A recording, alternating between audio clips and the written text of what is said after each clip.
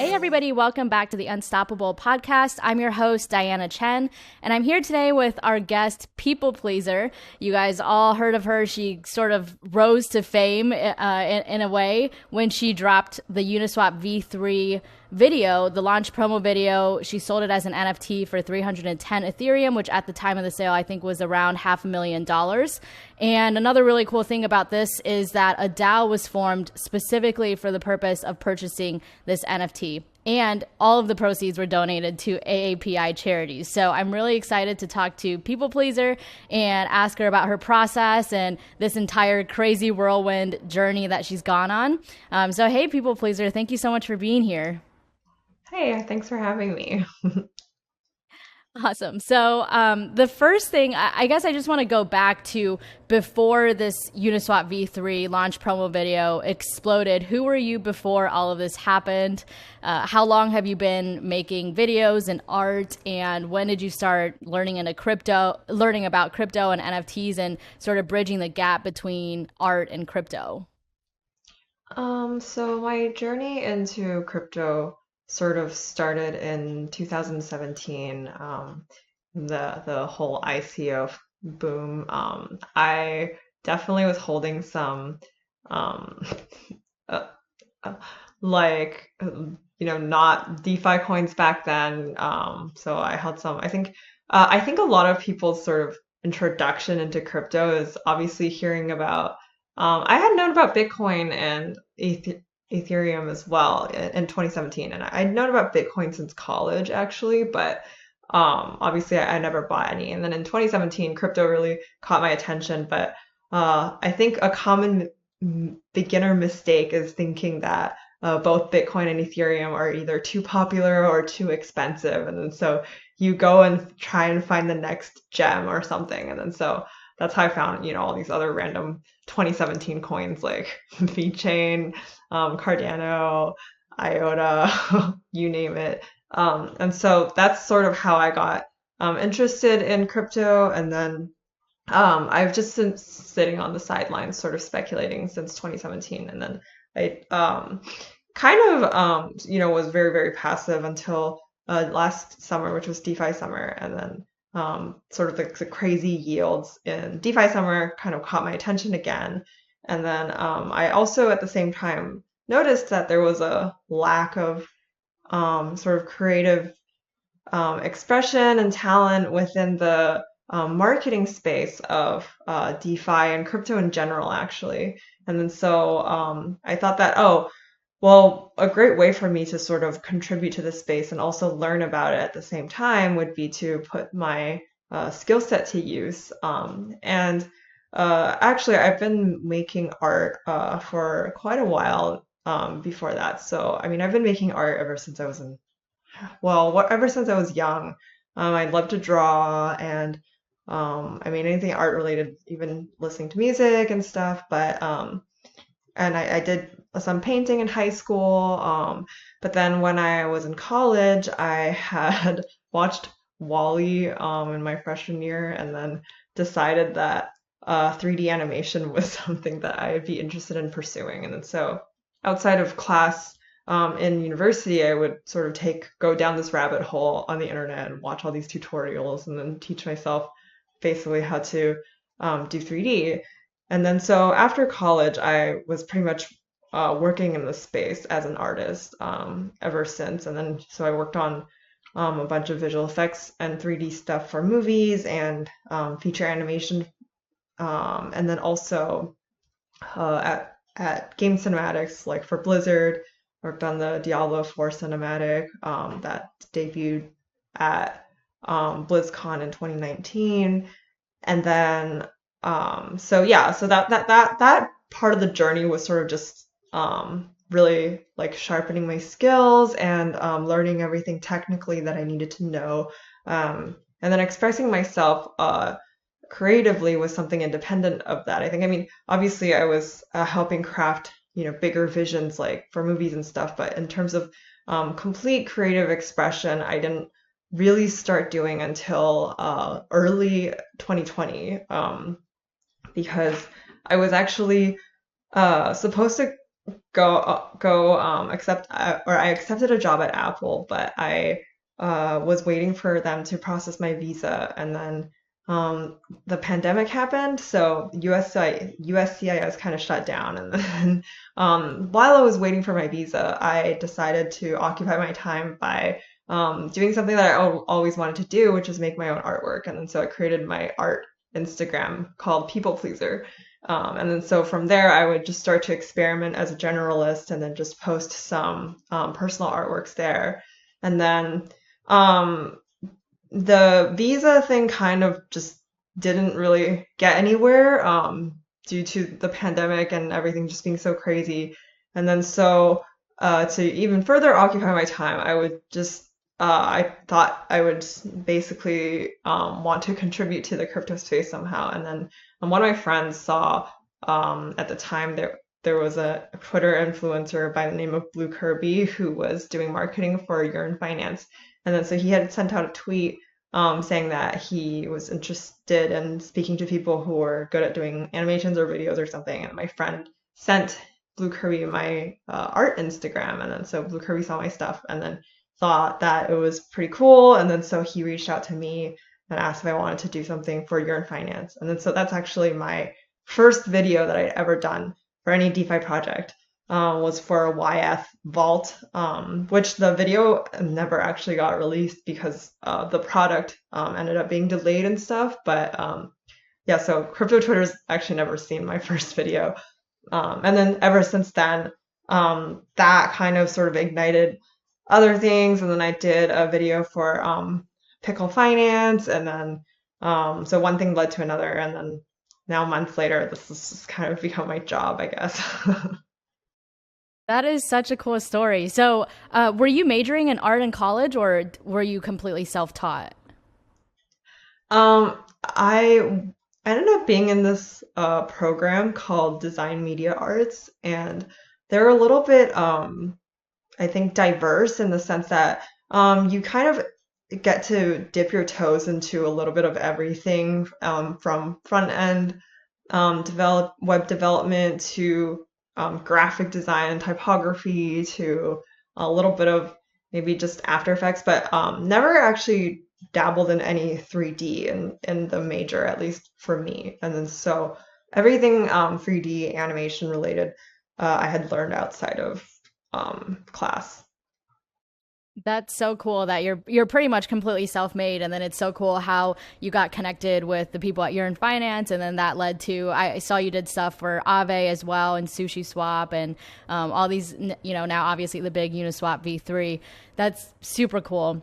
So as you were sort of getting into crypto, like dipping your toes in back in 2017 and then diving in deeper last summer, DeFi summer, what were some of your go-to resources for learning about the space? Like whether it's books or blogs or Twitter personalities, obviously crypto Twitter is super strong. Like, do you have any go-to resources that you would recommend for people listening who are just starting to dip their toes in or starting to want to get serious about learning? I definitely think that crypto Twitter is my main source of information. And it's a great place to network as well. And back in 2017, I was sort of lurking. I was getting my information from Reddit, I think. And while it might not be inaccurate, but I think it definitely is delayed compared to the frequency that information is shooting out of crypto Twitter, for example. And when I compare it with because my Twitter is quite new. I only made it in September of 2020, so last year basically. It's like it's not even. It's about like 6 months old. But I definitely think that I've learned so much about crypto just being on crypto Twitter and also networking with people, and then crypto Twitter can kind of birth an extension of Discord channels or Telegram channels that you can then seek information from as well, or just and I also just with my in real life friends who care about crypto, there's a little group chat that we have going on as well. So those are the main places that I'm sourcing my information. That's awesome. I'm still trying to make some real life friends that are in a crypto, or maybe convert some of my my friends into the crypto verse. But still, people out there who think you can't buy Bitcoin because you don't have $58,000 or 60K or whatever Yeah. Bitcoin's at now. And it's like, no, you don't have to buy a whole Bitcoin. You can buy $1 of Bitcoin, and it's that's something that a lot of people still don't know about. Yeah, All right, so I definitely. want to dive into so I want to dive into the actual video that you made for the Uniswap V3 launch. I guess you sort of already talked about like how did this collaboration come about? You were already connected in the field, but like specifically, did Uniswap reach out to you, or was it like a referral that somebody else referred you to them, or how did you get connected with them on this project? I think at this point definitely had a little bit of a name in the space already, and then also um, pretty high demand. But Uniswap had actually reached out to Tarun Chitra, who knows me personally. So somebody over at Uniswap, I'm pretty sure it was Teo, reached out to Tarun and asked if he could ask me if I'd be interested in working with them. And so Tarun shot me a text and then basically told me this. And then I was like, yeah, sure. And then he introduced us. And then we basically, yeah, that's how it happened. That's awesome. And then how much creative direction did they give you, or how much of what went down, with like, first of all, minting it as an NFT and then deciding to donate all the proceeds to charity and then designing the actual video? Like, how much of that came from you versus from the Uniswap team? Yeah, so they were really nice about it. They gave me pretty much complete creative freedom. And we had a few different ideas to begin with. I think originally I was supposed to do a series of very, very short animations, so 5 to 10 seconds long each or something. And then there might have been one for each new concept that was included in the V3 upgrades. But then we sort of like pivoted into doing just one hero. So that mainly due to time constraints, then we figured it might be a better idea for me to just focus all of my time and energy on one hero launch video. And then so it served more of just like artistic marketing hype essentially. And uh, the idea to make it an NFT was my idea. It came up actually sort of halfway through production already on the video.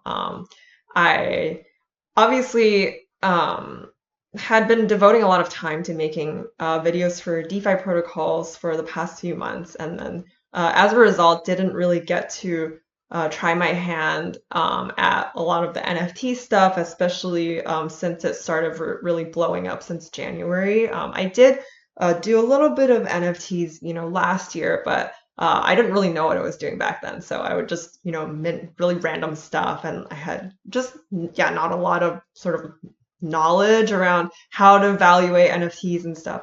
Anyway, so yeah, halfway through the Uniswap video production, I thought that it actually was also sort of always a not dream, but just aspiration of mine to do an NFT drop that where the money was donated to charity. So in that light, I kind of sort of combined all those concepts and then proposed it to the team at Uniswap, and they surprisingly were very supportive and just thought it was a very good idea. So they were like, "Yeah, totally, go for it." And so yeah, that's pretty much how it happened.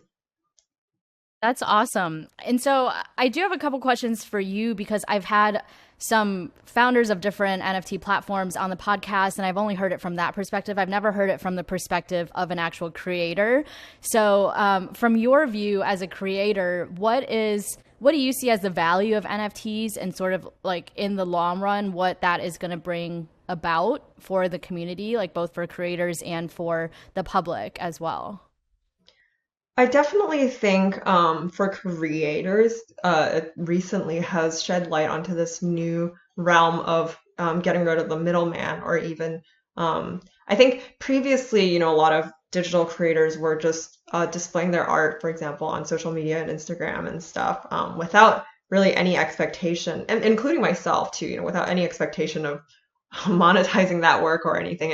It almost serves as like a visual diary and also practice, and yeah, just self-expression. But then I think NFTs sort of really opened up that Pandora's box about being able to monetize this.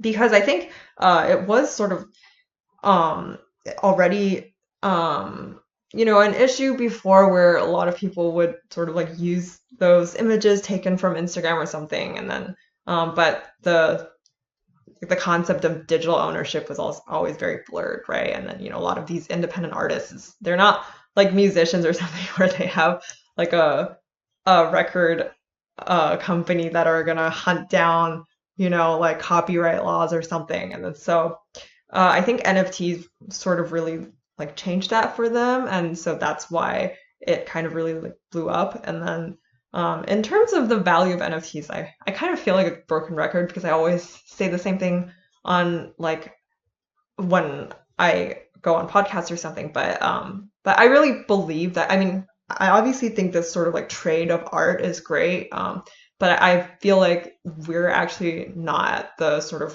highest point of utility for NFTs yet. And I personally believe that where it really is going to sort of shine and continue to grow is actually within gaming and the metaverse, which are currently kind of restricted by given our hardware or internet, or browser restrictions and stuff. But I think sort of as that technology continues to improve, we're going to see NFTs expand into that area as well. You're already kind of seeing it with Decentraland, but I mean, anybody who's ever been on something like Decentraland will understand the potential. Like, I think sort of the hardware and everything are not just specific to Decentraland, but just in our current reality are not there yet. Kind of similar to how, VR isn't like completely convincing that you're in another world. But I think it's definitely going to get there. And then, so you can really understand the potential of NFTs expanding beyond just the art trade, but also, special abilities and characters, skins, land, events in the metaverse. I don't know. There's just so much that could be done there.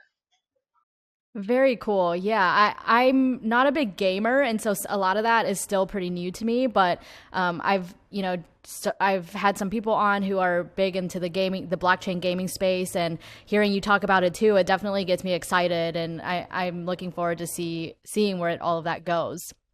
So, going back to the NFT that you made, when you were deciding which platform to sell your NFT on, what was the thought process that went behind that? You ultimately sold it on Foundation. Was there a reason behind that, or did you kind of just say, they're all good, I'll just randomly pick one?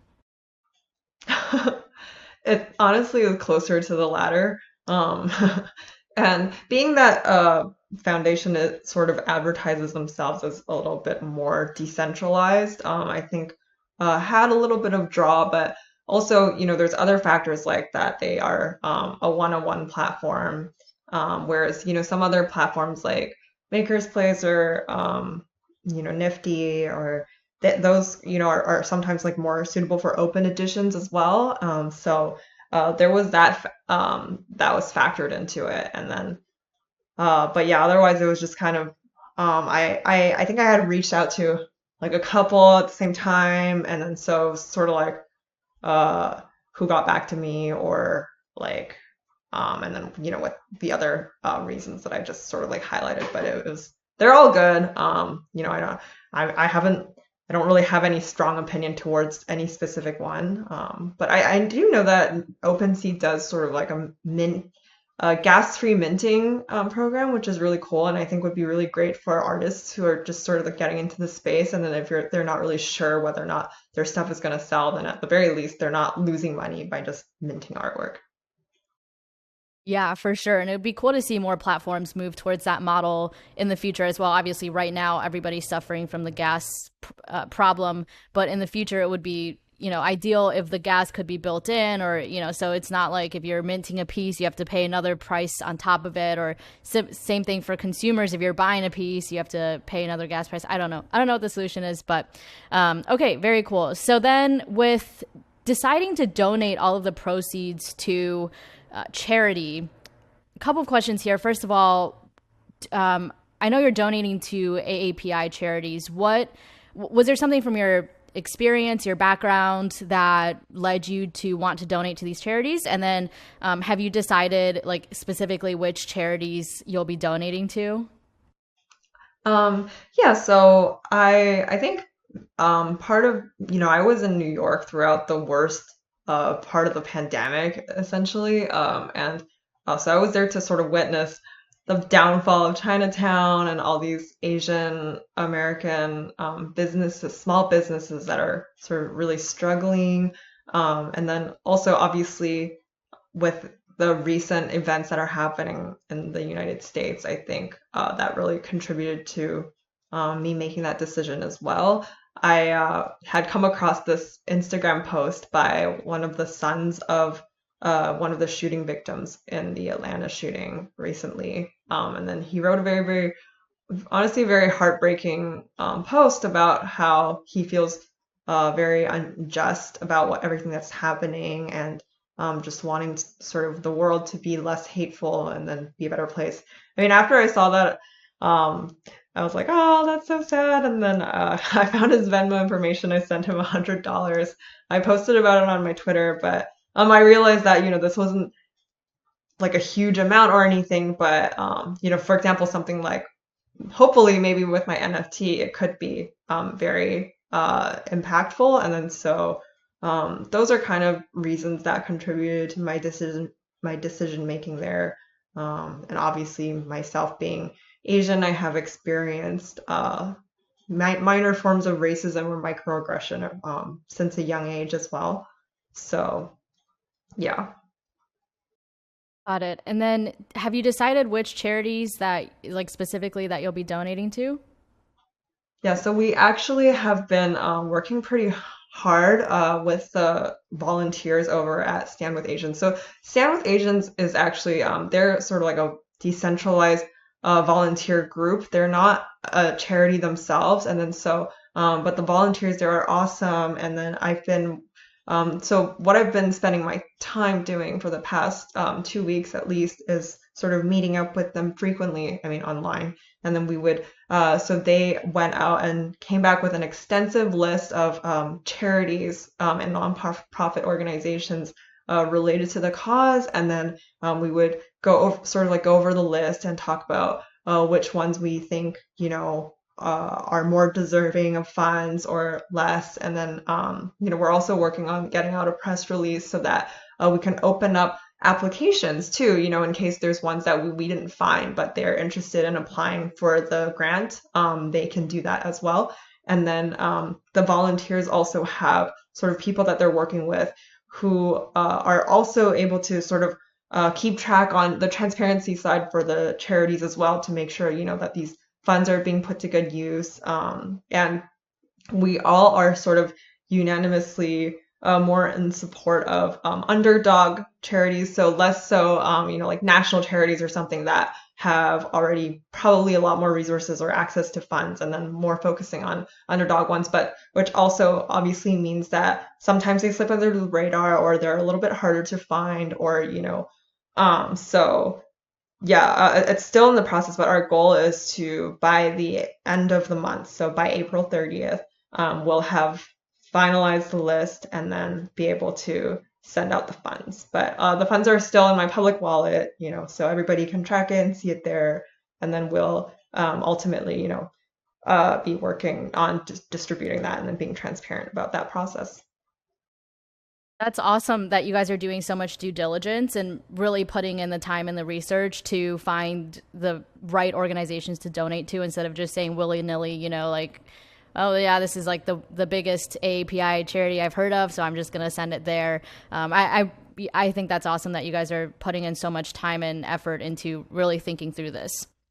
All right, so I want to talk about the actual art piece now, and I want you to walk us through that, because there's a lot of thought that went into it. There's a lot of subtleties, a lot of symbolism that maybe people didn't pick up on if they just saw it once. And so let's start with the title of the piece. You titled this X times Y equals K. What does that mean, first of all? That's the equation that is being used to determine the price of an asset on the bonding curve. And the piece itself obviously includes a lot of themes that surround Uniswap related elements. So the obvious one being the unicorn and also the color pink. But there's a lot of other more subtle ones. A lot of people were when the video came out trying to guess what the little Easter eggs were in the second shot. I can tell you guys it's the first one that floats up is Aave, and then there's a Unipig, which a lot of people were saying that it's Axie Infinity, but it's actually a Unipig for optimism. And then there's a MetaMask Fox, and then a Sybil thing, which is like the purple ball with a white swirl around it, and then also a rainbow for the Rainbow app. And the sort of the noodle pasta looking things themselves are meant to represent the actual bonding curves. And then part of Uniswap v3, or one of their main features, is that you can now select your own portion of on the price curve to provide liquidity. And then so that's why you see the sort of the bonding curves being separated sometimes into sections, and then that section could slide around, or there's colors being there to highlight sort of like that feature. And then the colors themselves could also are representing different tokens that are sort of in their pool of assets. And then in the third shot, pretty much the same thing. It is just meant to be sort of like trippy, and then you're seeing that the bonding curves are sort of colliding with the unicorn, and then so they kind of meet together and to find at the end, which is coming together in this environment, cohesive environment where they work together with Ethereum, and then there's a constellation above, which it also has a meaning, which is meant to represent the Uniswap liquidity pool formation, which is this do your own research page made by 0xDeFi that maps out the data and how each of the different liquidity pools are all connected with each other. Yeah, that's pretty much it. That is so cool. I have to admit, I mean, I definitely did not pick up on 90% of that when I watched it at first. I think I like sort of spotted the MetaMask Fox and maybe the Rainbow wallet, and that might have been it, but definitely thought, it was like spaghetti flying around in the air, and that was all part of like the otherworldly metaverse, or whatever the background is. So you obviously put a lot of thought into this and giving like lots of shout outs to different DeFi protocols in subtle ways through the art. But how did you originally draw inspiration for this piece, or get the idea for how to make this? Like you said, Uniswap pretty much put it in your hands 100%, like the creative direction. So I mean, this is just such an awesome piece. Like, how did you even start with it? There was definitely a lot of discussion between myself and the designer at Uniswap. His name is Khalil. He's awesome. Everybody should go check him out on Twitter. But yeah, so he and I bounced a lot of ideas off of each other, and then he told me about this short story that had to do with like a magical forest, and then sort of when he was describing the short story, what I was really seeing in my head was scenes from the Princess Mononoke movie, and then so that is also a huge inspiration for the piece as well, and I highlight all of these in my behind the scenes video. So yeah. Got it.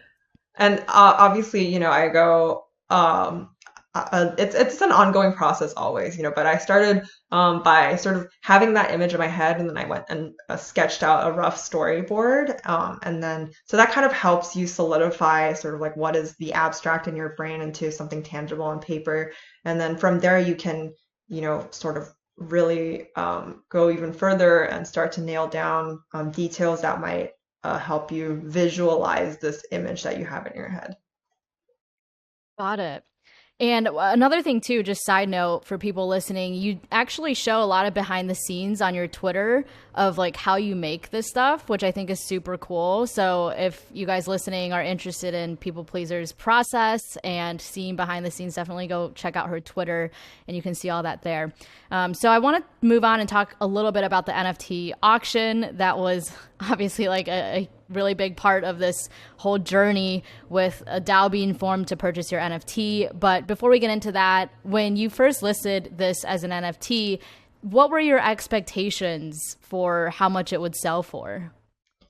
It's funny because I was talking with somebody about the reserve price because every piece needs to have a reserve price, and then when that reserve price is met, then the auction officially kicks off for 24 hours. And then I wasn't really sure what to set the reserve price as. And they suggested to do 8.88, which is like 888, which is good luck in Asian culture, obviously. And I wasn't gonna obviously list it for 888 Ethereum. That's ridiculous. And then 0.888 was maybe also an option. But so I was deciding between that and 8.88, and then ultimately decided to go with 8.88. But definitely when I set that initially, I was thinking, oh, this is a little bit high. And then when I was speaking with Uniswap designer Khalil before as well, we were looking at some pieces on Foundation and we found one that sold for 10 ETH and we were like, wow, that's a lot. This is great. So I was a little bit nervous that 8.8 was a little bit high for a starting price, but pretty crazy that right when I listed it, somebody immediately came in with the first bid at 9. So I guess that wasn't an issue. But definitely did not expect it to end up at the price where it did. I'm obviously super grateful, and it was just a very, very crazy and humbling experience, I would say. Yeah, that's it's awesome how it played out. And then at what point did you find out that a DAO was being formed to purchase your NFT? Um, I remember, after kicking off the auction, I was just going about my day.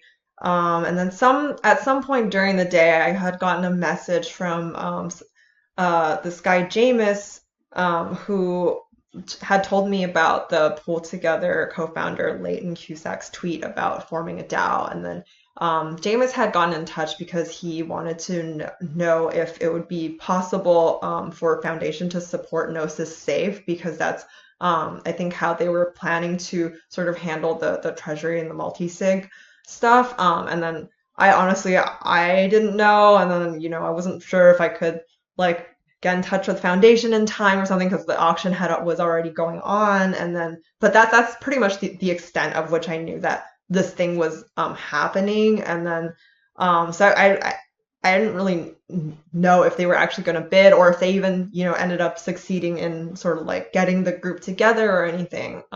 So it was pretty surprising because they didn't come out with a bid until less than an hour left in the auction, I believe. So, yeah. Yeah, well, I was going to talk about that next. So the auction starts, and then it's not that it's not exciting, but it was kind of chill or it hit 100 ETH, which is very exciting already. Yeah. And then it sort of just like stayed quiet for, I think it was like 12 hours or like all day. It was pretty quiet. And then it wasn't until the last hour of the auction that PleasrDAO placed a bid. I don't even remember for how much, but then that started a bidding war between PleasrDAO and I think like two other people, or at least like two other usernames on Foundation, that they just went back and forth from basically 100 to 310 ETH, which is what it ended up selling for. So like, were you watching this in real time? And like, what was it like? I feel like I would have had like a heart attack watching that in real time. I was definitely a little bit. Because it was morning of my time when that was happening. So I had actually just woken up to sort of just catch the last hour of the auction. So when I woke up, I was obviously very confused because, given that, because when I initially woke up, I was like, oh, it's still at 100. I think that's going to be, the end of the auction, which, I was already super happy with, like far exceeded my expectations. And then so when the bidding war kind of started, I actually also completely forgot. I mean, I know that it's common practice for auction platforms to reset the shot clock for every 15 minutes when a new bid is placed, but I totally forgot that that was a thing. So it like went on for quite a bit longer than I had expected it to. And then it's funny because my parents actually really wanted to go to lunch, and then they were like, "What are you doing? Like, why are you in your room?" And then I was like, "Wait, this like auction thing is still going on." I don't think really they really understood what was happening. And then so yeah, it was definitely very nerve-wracking. And um, I was texting with one of my friends, and then they were tracking the other, like the whale wallet that's not in the DAO.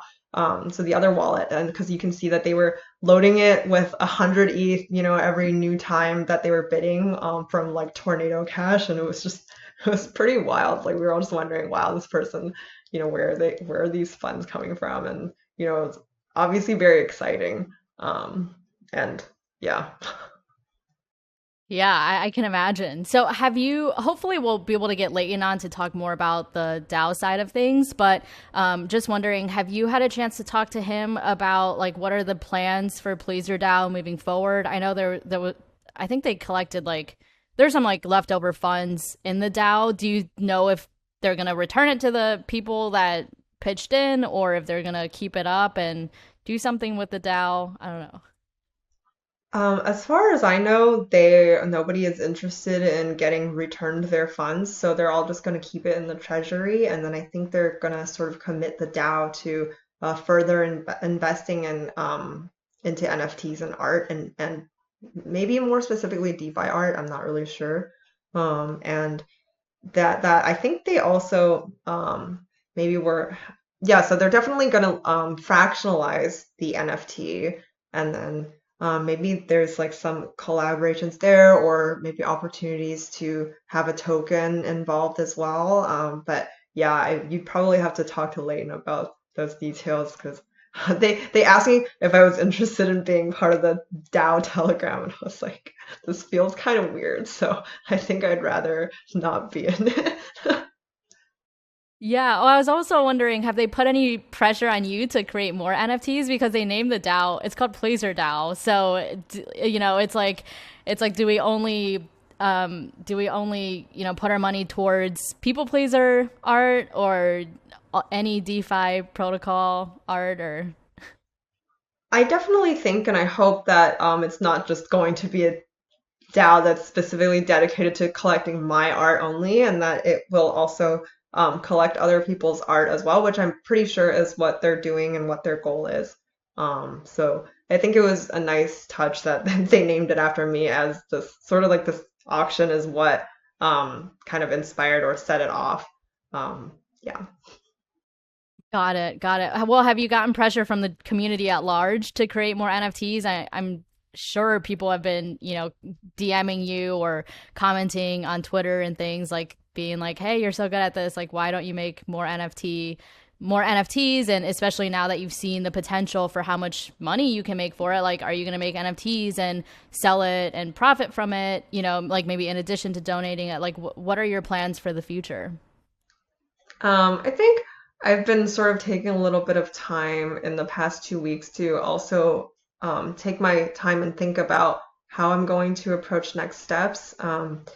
I would be interested in doing another drop that would be maybe more like open edition as opposed to a one of one, and because I had gotten a lot of messages or people expressing interest in owning my NFTs, but saying that they couldn't afford very, very expensive one of one NFT. And then so the idea of doing something that's like much more affordable and then more people can have is interesting to me. I definitely hope and would think that this would not be my last time doing an NFT drop for auction. Sorry, an NFT drop for charity. After this experience, it just kind of really showed me sort of the potential of this space and people coming together and coordinating. So that's really exciting to me, and hopefully we can really see our funds go make direct impacts as well to the charities that we will eventually be giving them to. So that would probably make me more motivated to do this more in the future as well. For sure. And then if you had to envision where we'll be in 10 years, which I know is impossible because of how fast things are moving even day to day, what would you envision the situation being in 10 years in terms of how NFTs are used? Like, is everybody just minting NFTs? Are people like, does everybody own at least one NFT? Like, what would you envision like life being like in terms of, NFTs? I think anything can happen, but yeah, I don't think the technology is going anywhere. I do think that probably a lot more people will either know about or own NFTs, and probably in sort of either formats that they didn't even know are possible as of current, as well. So yeah, I mean, hopefully it'll expand beyond just sort of like what the current sentiment is, which is just owning a GIF or something, which I feel like there's way more potential to expand beyond that. For sure.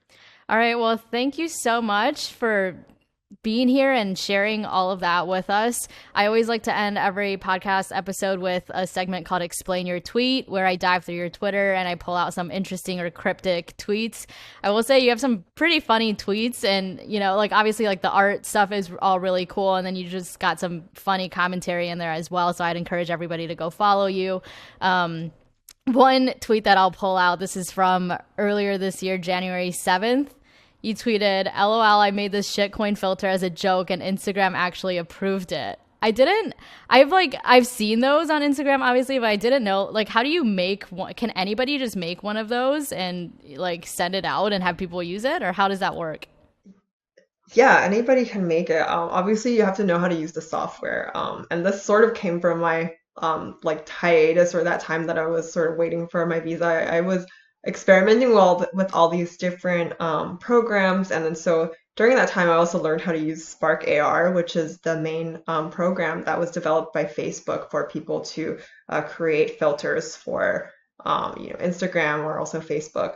And then so yeah, I made that filter like completely from scratch. But I think there's a lot of tutorials out there now that you can probably go watch. If anybody's interested in going through the trouble of making their own filter.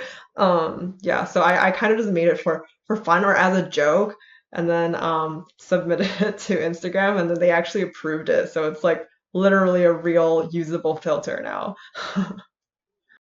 Well, I actually love that. I mean, obviously, like, it's funny, it's a joke, but I spend a lot of my time thinking about like how to bring crypto to the masses. And I actually think that's a really good way, like fun little things like that where people might see that and they're like, oh, I can get all these like options. Like, what is Cardano? Like, I've never heard of this, and they'll Google it and learn more about the space. So maybe you can keep making more and more of these that are DeFi related. Yeah, I should do a DeFi one. You should. Yeah, you totally should. All right. And then the other tweet that I pulled out, this is from Christmas actually of 2020. You tweeted a photo of your grandpa and you said, "Why is my 96-year-old grandpa beating me at mahjong?" And I just wanted to call that out because I thought it was so cute and wholesome. And also, I don't know how to play. So my grandparents would for sure beat me. Yeah, I mean, I don't know why I'm even surprised. My 96-year-old grandpa who has probably 70 years of experience playing mahjong over mine, obviously, and him, just being better at Chinese than I am. But it's sort of a way for me to spend time with him, and doing an activity that we both enjoy. I think he really loves to play, and so yeah. I love it. I love it. All right. Well, thanks again so much, People Pleaser, for being here. Before you go, I mean, I think most people already know how to find you. People Pleaser on People Pleaser One actually on Twitter. And is it the same handle on Instagram? It's just People Pleaser on Instagram, and yeah, on Twitter there's a one because when I was signing up for my Twitter, the regular People Pleaser was already taken, so that's why there's a one there. But On Instagram, it's just people pleaser, and then perhaps maybe some other parts of the internet as well, that are maybe like less relevant. And then they can also find my website, which is on my Instagram as well. So Perfect, perfect. We'll link all that in the show notes. Have you found the people pleaser on Twitter, by the way, or have you reached out and tried to get the username? no, I haven't reached out to try and get the username. I want to be respectful of that. I wouldn't. I don't think, yeah, this is the same thing as like an ENS or something. You don't go around and assume that you deserve this handle more than anybody else. But I feel sorry for her that a lot of times people are tagging me and then they tag the wrong person and they tag her instead. She probably finds that annoying. So, Okay, well, I just looked her up and she has 7 followers and is following 0 people. So if it's if it's an inactive account, I feel like it's fair game to DM and say, hey, would you mind, kindly. yeah, maybe we'll see. All right. Well, thanks again so much, People Pleaser, for being here and sharing your story with us. Thank you, listeners, for tuning in. And we'll be back again soon with another episode of the Unstoppable podcast. Thanks for having me.